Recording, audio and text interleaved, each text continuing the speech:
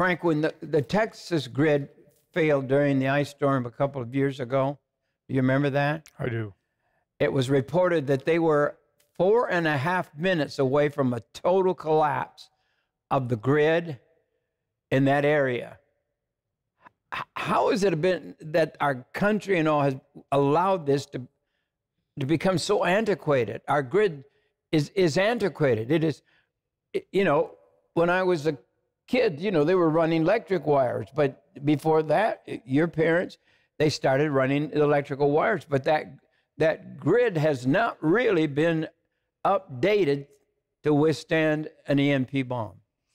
No, I mean, we're talking a 140-year-old grid that basically is so vulnerable, as we're talking about, that it's like, who is manning the ship? We're addressing all these other potential challenges, etc.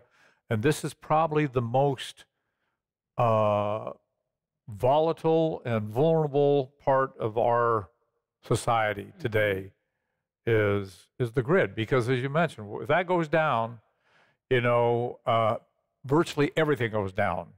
Our supply of food, our transportation, you name it. And we cannot survive very long without that. And we rely, people, you know, just take it for granted. You know, lights go on, to, you know, the stove, the TV, you name it, and everything that we depend upon in some form or fashion is dependent upon the electrical grid. Yeah, and we're moving as fast as possible to an all-electric country. They don't even want gas anymore. And so all these cars that depend on electricity would not be running. Well, the interesting thing is let's say a normal Tesla. I have a Tesla Model Y. It takes as much energy as a home to run. So if the grid right now is operating at about 33% efficiency, in other words, the grid has to produce enough energy to meet whatever the peak demands are. And so it's up here. But we're only using a third of it.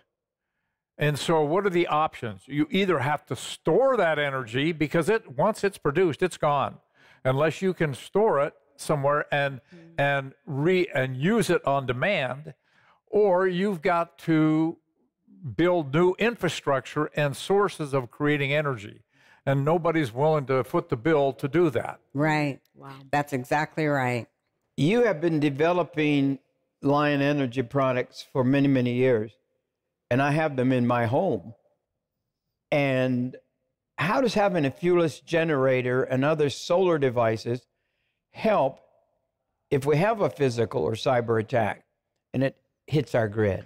Well, as I mentioned, you know, the beauty about it is there's the generation of energy that we're doing currently and wasting 2/3 of it.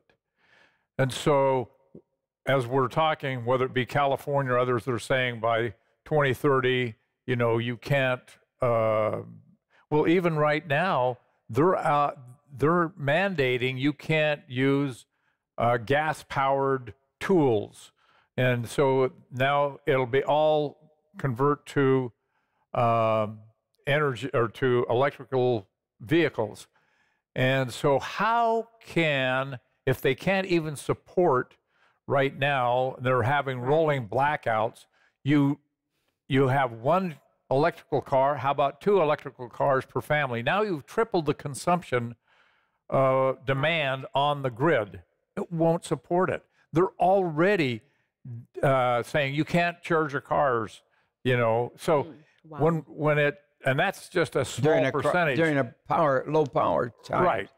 So anyway, what we're doing and where I believe the greatest opportunity and focus has got to be on capturing that energy and storing it and using it when we need it and where we need it. I mean, the Lion Energy's mission is to create energy independence by providing families, companies, utilities, the ability to draw from energy when they need it, where they need it, by taking everything from a small power bank all the way up to whole home solutions where, you know, you have that power backup, you control it.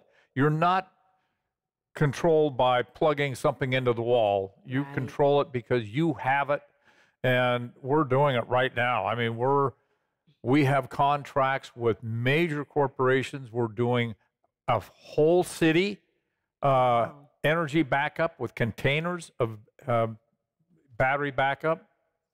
So that's the future. That really is where it's at.